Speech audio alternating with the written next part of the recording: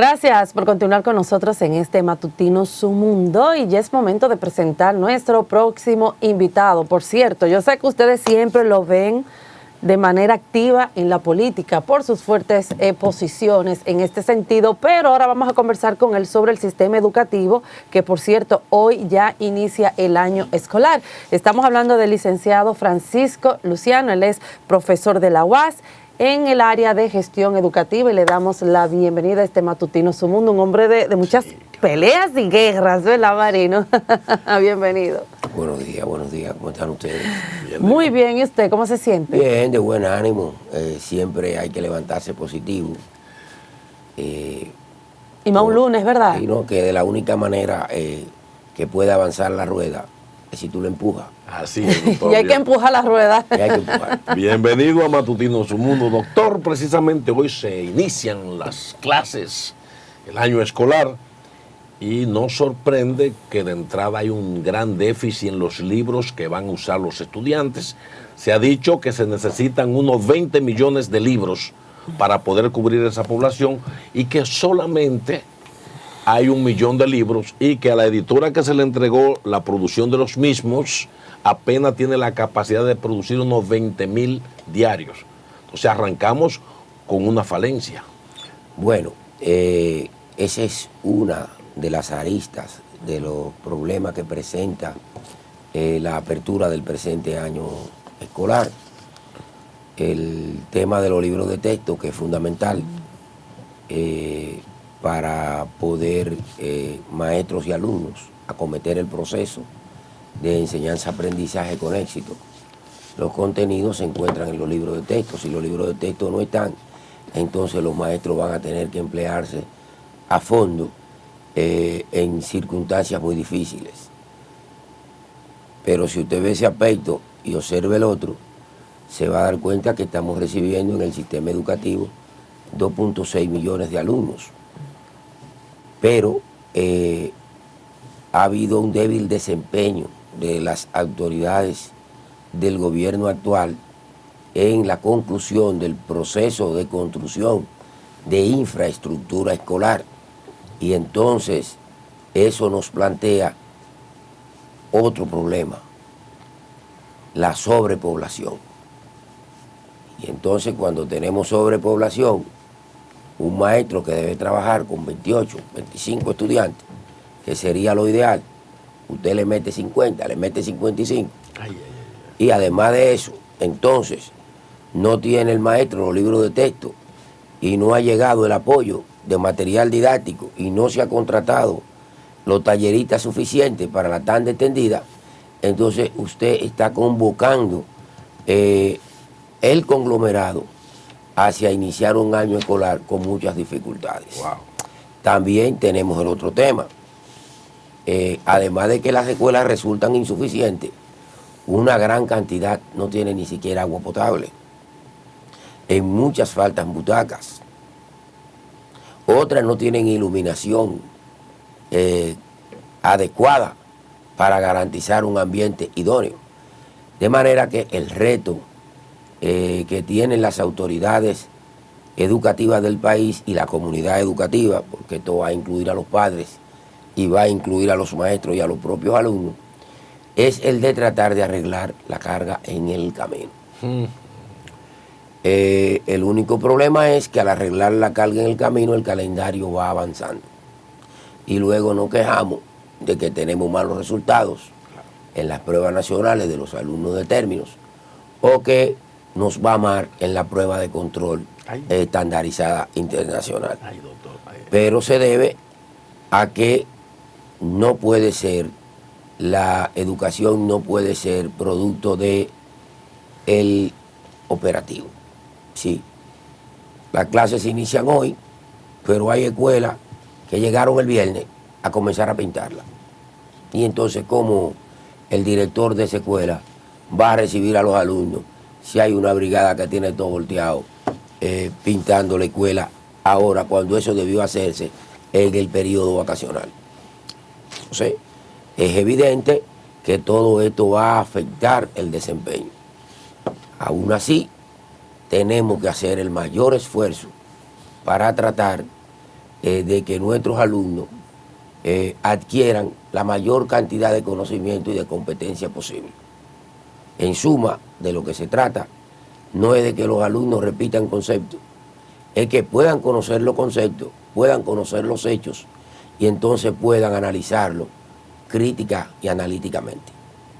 Y la comunidad educativa, sobre todo los maestros que son vilipendiados, que son acusados de mil cosas, y que se quiere establecer que son los culpables de la falencia de un sistema donde la política educativa no planifica, deja todo para último, y entonces en el campo mío hay un dicho feo, es feo, pero dicen que cuando la vagina es estrecha, la partera es mala, le echa la culpa a la vagina, dice que es estrecha. Sí, sí, sí. Entonces, así vamos. Wow.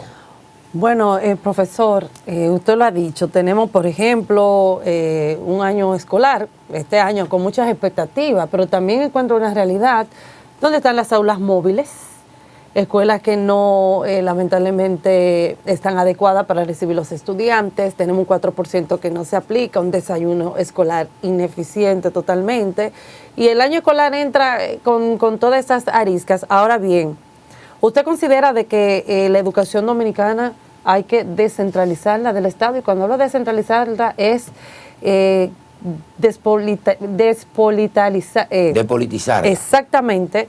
Igual también, por ejemplo, en el tema del ADP, que ha sido siempre una posición fijada a lo que es el nivel político. ¿Usted encuentra que la educación habría que apartarla de lo que es la política? Porque hay un 4% que no se aplica y siempre, el ministro que va allí, siempre lo he dicho, con aspiraciones presidenciales. Mire, es imposible separar cualquier actividad humana de la política.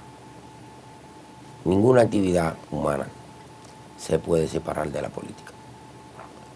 Lo que tiene que tener el político o el técnico político que está colocado al frente de un ministerio o de una institución es claridad de cuál es el propósito, la misión para la que existe la institución que dirige.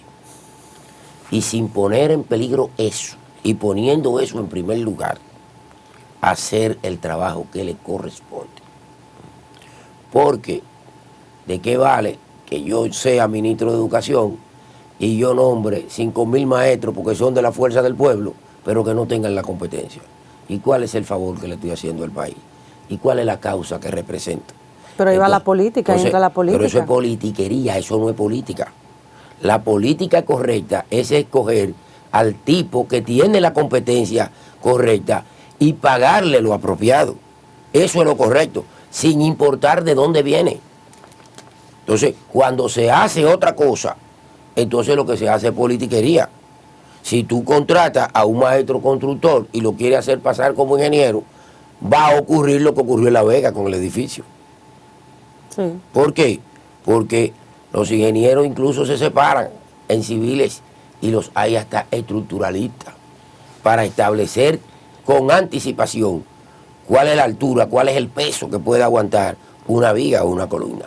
Lo mismo ocurre entonces en educación.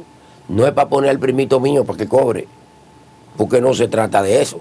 Se trata de si el primito mío tiene la capacidad para hacer lo que hay que hacer ahí. Entonces, ya eso no es política, es politiquería.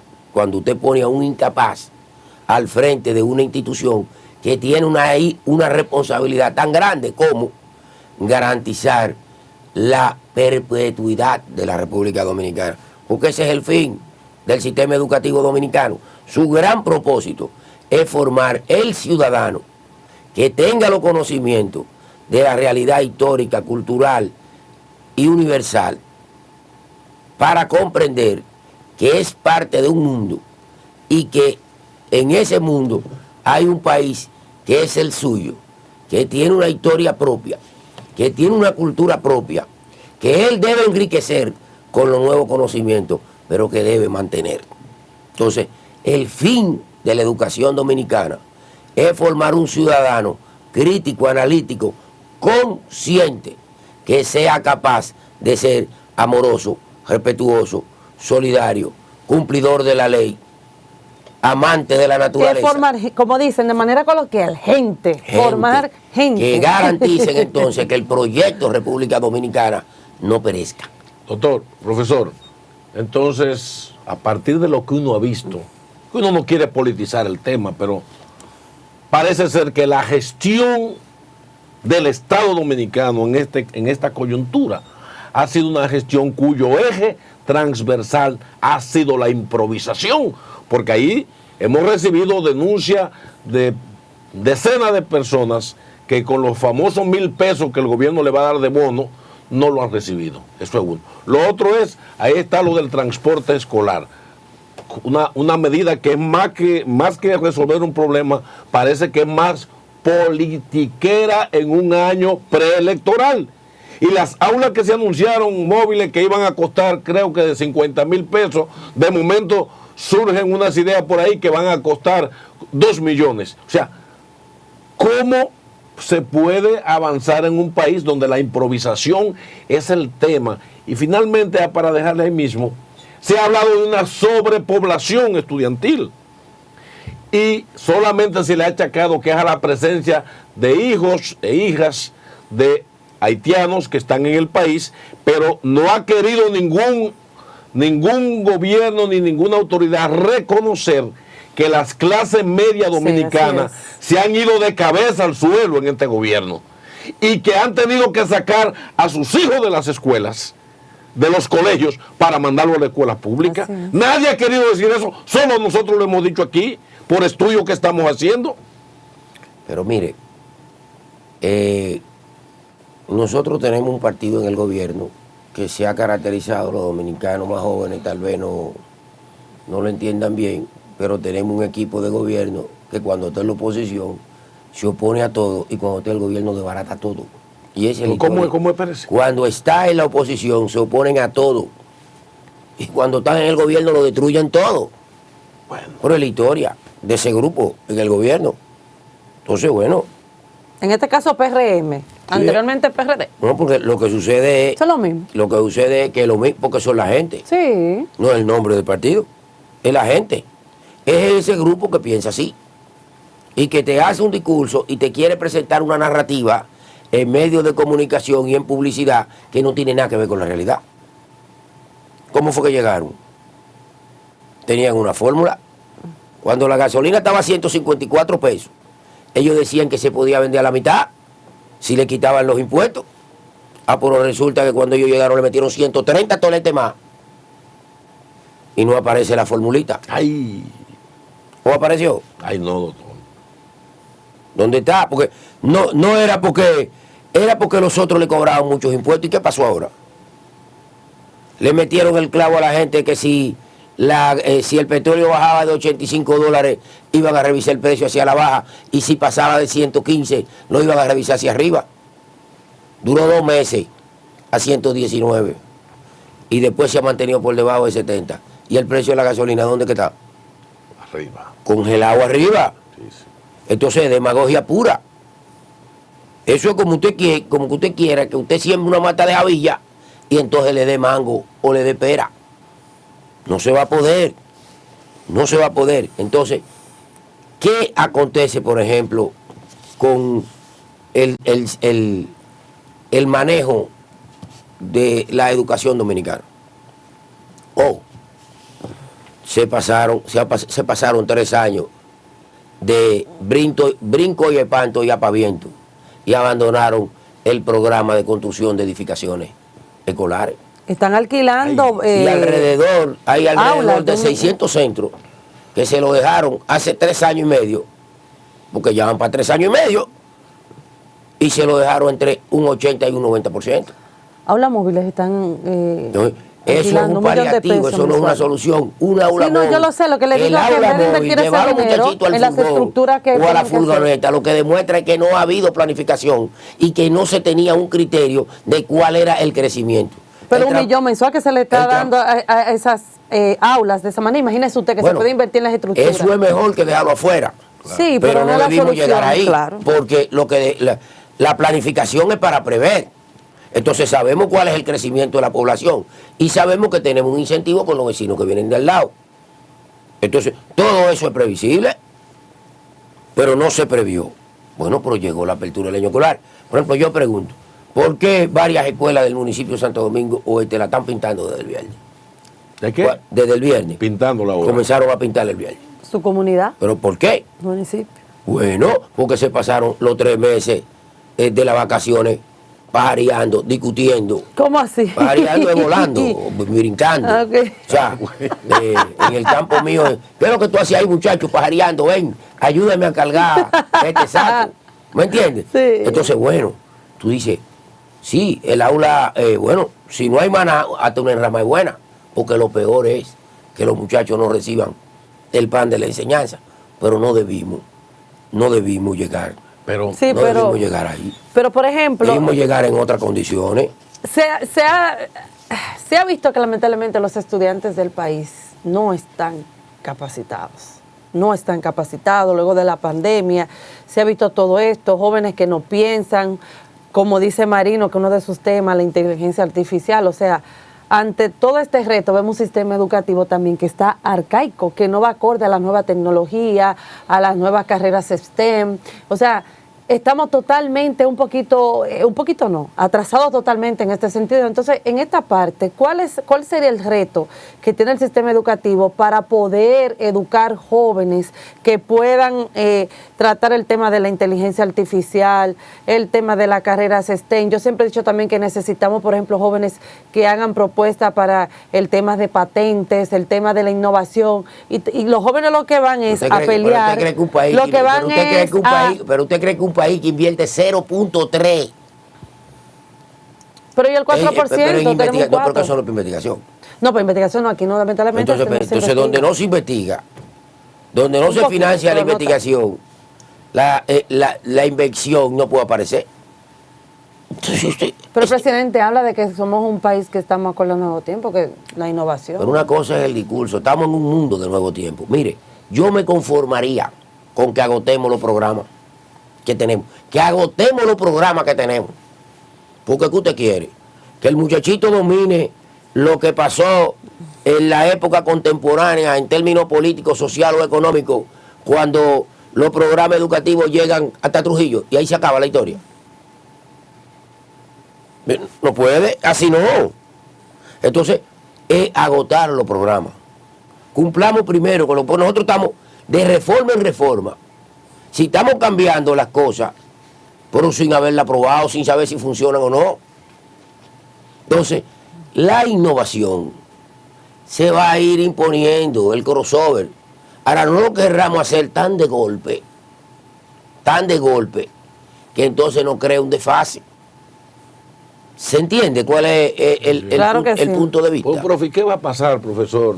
Porque mire, es un tema incluso hasta de autoestima. O sea, se ha degradado tanto la economía del país, que por un lado te la presentan como que somos el país que más ha crecido económicamente de la región y que superamos la COVID más que todo el mundo. Esto cuando lo presentan, yo a veces digo, pero se está hablando de República Dominicana o de Suiza en los informes oficiales, cuando vemos entonces que de cara a lo que era preparar a los niños para estar ávidos, para entrar hoy a la escuela, tenemos decenas y decenas de familias y miles a grito que con sus salarios no han podido comprarle ni siquiera los útiles escolares. Hay cuadernos a más de 100 pesos. Ah, bueno, entonces ya imagínense. usted sabe. Pero por otro lado, vuelvo, insisto. El que tiene 3 muchachos y tiene que comprar 18, tiene que buscar un billete. Vuelvo, insisto, no estaba preparada la escuela dominicana ni el gobierno para ver que el deterioro económico en la capacidad adquisitiva de los salarios de la clase media iba a haber una emigración negativa, porque si usted tiene sus hijos en colegios, porque el nivel económico le daba para mantenerlo en el colegio, ahora esos estudiantes tuvieron que meterlo forzado al sistema público nacional. ¿Qué va a pasar con esos estudiantes y cuál es el estado emocional de esos estudiantes que desde niños estuvieron en colegios con los niveles que tienen los colegios y que ahora tienen que enfrentarse a un sistema caótico? Pero esos no son los más, esos son los menos. preocupémonos por lo más. Si por mí fuera, y no es una posición de la fuerza del pueblo, no hubiera educación privada. Y la educación fuera pública. Por el nivel que hay No, que poner ahí, entonces. Tiene que ser pública. Claro. La educación tiene que ser pública. Yo voy a creer en esa educación cuando los funcionarios lleven a sus hijos allí. Lo que sucede, por ejemplo... Cuando los funcionarios lleven a sus hijos a las escuelas públicas. Yo creo en ese sistema. Mis 5 hijos estudiaron en escuela pública y están en universidad pública. O sea, se lo digo con honestidad. Y yo estudié en una escuela pública. En las condiciones más precarias que alguien se puede imaginar. Porque era en el Liceo Buenos Aires Herrera y nosotros teníamos que alquilar la casa nosotros. Le decían el archipiélago. Era una casa en construcción que estaba en bloque de cemento. Sin embargo, nosotros teníamos maestros como Winton Perdomo, Faustina, Álvaro, Luis Castillo, unos maestros dedicados. ¿Qué lo hacían? No cobraban. Vocación. No cobraban. Y nosotros aprendimos. Lo primero que aprendimos fue que somos dominicanos y que tenemos compromiso con este país. Claro. Eso es lo primero. Entonces, lo que está pasando con la clase media dominicana y lo que usted decía del crecimiento económico se va a reflejar en todo y se va a reflejar en la educación. Es decir, los colegios están altísimos, los ingresos están congelados, pero además hay un tema. La tanda extendida y los incentivos del Estado ayudan, aunque la educación no sea totalmente de calidad. El que tiene 4 muchachos y le van a garantizar la comida y la merienda y una parte de los libros, está tentado a llevarlo ahí. Sí. ¿Qué es lo que hay que hacer? Mejorar la educación en sentido general. Claro. Nuestra Constitución no prohíbe el ejercicio de la educación privada, pero establece que es responsabilidad del Estado garantizar la educación pública, gratuita y obligatoria en el nivel preuniversitario. En el nivel preuniversitario. Y ahí, hacia ahí es que tiene que ir la sociedad dominicana. Pero tenemos que ir hacia ahí con un pacto de conciencia, de entender algo que decía Lorena ahorita. No puede politiquearse la educación. Aplicar la política educativa es hacer lo correcto, es contratar el técnico correcto, es aplicar el programa correcto, es garantizar que la innovación ingrese al sistema educativo y que éste vaya mejorando constantemente. Así es. Pero siempre va a ser mejor. Siempre va a ser mejor. Una escuela, así sea al aire libre, a que no haya. Francisco, por otra parte, hay denuncia por parte de los maestros con relación al tema de la selección. Supuestamente se están quemando por muy poquitos puntos, o sea, lo queman faltándole tal vez 2 o 3 o un punto. ¿Qué hay con relación a eso? ¿Qué usted opina? La realidad. Yo como maestro a mí no me gusta eso, que lo queman. No. Yo se lo digo a mis estudiantes. Te lo digo de manera coloquial, como yo digo. Hagan lo que tienen que hacer. Yo estoy aquí a mi hora. Yo voy a agotar el programa con ustedes. Yo estoy para ustedes. Sí, pero estoy hablando de la selección de los maestros. Cuando saca el 98 dicen saqué. Entonces cuando saca 40, sacate. Vamos a ponerlo claro. Ay, el profesor me puso 40. Sí, pero si te pone 98, tú lo sacaste. No, pero yo hablo de los maestros, de la selección de los maestros. Lo que sucede es lo siguiente. Si hay una demanda, el sistema educativo está haciendo concursos para 3.500 maestros y van 14.000. ¿Lo van a seleccionar todos? Tienen que coger los 3.500. Ahora, lo que sería una perversidad y sería una pobre cosa es que a gente que tenga la competencia se deje afuera y se excluya para poner a ineptos. Eso es lo que no debe ser. Eso es lo que no debe ser. Por amiguitos, perdón. Eso es lo que no debe ser. Que medie el tráfico de influencia en perjuicio de la calidad de escoger al docente o al candidato a docente de más calidad. Eso sí sería una perversidad y iría en perjuicio del sistema educativo dominicano. Profesor, mire, Lorena decía algo que a mí me llama mucho la atención, y es que ¿cómo confiar en un Estado, en un sistema, que es un problema sistémico, ¿no?, donde la educación pública, los principales actores políticos que debieran financiarla y manejarla, no confían ellos en ese sistema educativo porque esos grandes políticos sus hijos, como decía Lorena, van a colegios muy especiales. O fuera del país. Y también lo envían fuera del país a estudiar. Los actores políticos que reciben los fondos del país, de nuestros impuestos. Pero también pasa en el sistema de salud. Cuando se enferman estos ricos, estos popis sangre azules que nos gobiernan, no van a verlo nunca en un hospital, ni siquiera en clínica dominicana. Se van fuera del país. Entonces, ¿cómo podemos nosotros confiar en un sistema cuyos gestores no confían en él? No, pero es que yo no me opongo a eso. Lo que nosotros no tenemos que oponernos a eso. El que se quiera ir para Miami a atenderse, que se vaya. El que se quiera ir para Checoslovaquia, que se vaya, si tiene los mientras el nuestro está en el suelo. Lo que nosotros tenemos que exigir como ciudadanos dominicanos, los ciudadanos que pagamos impuestos, es que los servicios que nosotros recibimos sean de calidad. Que otro lo pueda recibir en otro sitio, ese es su problema y esas son sus posibilidades. Hay muchísima gente aquí. Pero entonces eso de confianza del mismo sistema. No, aquí hay muchísima gente que vive echando vaina. O sea, yo te digo a ti, hoy me van a operar y me voy para Miami. ¿Y al Cardenal dónde lo operaron? ¿No fue aquí? ¿Hacen eso? Y sí, mucha gente lo hace. López Rodríguez se operó aquí. Estoy hablando de un hombre conservador. ¿Y qué? ¿No salió bien la operación? Y aquí en Secanó, que es un hospital público, no tienen un liderazgo en operaciones de alto nivel cerebral, a nivel cerebral, con mortalidad más baja que muchísimos hospitales de eso, que son carísimos. Pero que el vaineo también. Yo te voy a decir una cosa, un Toyota Corolla y un Mercedes-Benz te llevan los dos al mismo sitio y en el mismo tiempo. Pero la gente quiere comprar un Mercedes-Benz, pero ya eso tiene que ver con otro tipo de expectativa, de egos de la persona. Y ya ese es un problema que no lo puedo resolver yo, ni lo va a resolver la sociedad. Es que la gente vive aquí de la llante. Pero viven con 10 tarjetas de crédito, llamándole al banco todos los días para que pague, queriendo vender una imagen que no es. Pero eso es un problema. Pero usted está liberando al sistema deficiente con esa posición. He dicho lo siguiente. Acláreme ahí. Tenemos que entender la realidad. Sí. Hay diferentes situaciones y diferentes estatus. Hay el empresario que tiene recursos y genera, si él se quiere ir a atenderse fuera del país, ese es su problema. ¿Y por qué no manda a los hijos a la escuela pública? Pero eso es un problema mío. A mí lo que hay que garantizarme. Pero que eso me garantiza entonces de que todos tenemos aquí el derecho y de que el sistema entonces funciona. Es que la discusión no puede ser. Eso me acuerda al PRM en la campaña, que tenían todos los días una lista de los sueldos de los funcionarios, para decir que había un grupo de funcionarios que ganaban muchísimo cuarto. Los de ellos están ganando más ahora. Están cobrando más. No sé si se lo están ganando. Lo están cobrando, porque no sé qué es lo que están haciendo en el gobierno.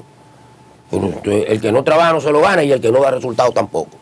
Los sueldos son los mismos, no le han bajado el sueldo al del Banco Central ni al del Reserva, solo que ahora están los de ellos y ya eso no es tema. El del Internet, el de la superintendencia del Banco. Entonces, no se trata de ponerle piso a la riqueza, no se trata de ponerle techo a la riqueza. Se trata de ponerle piso a la pobreza.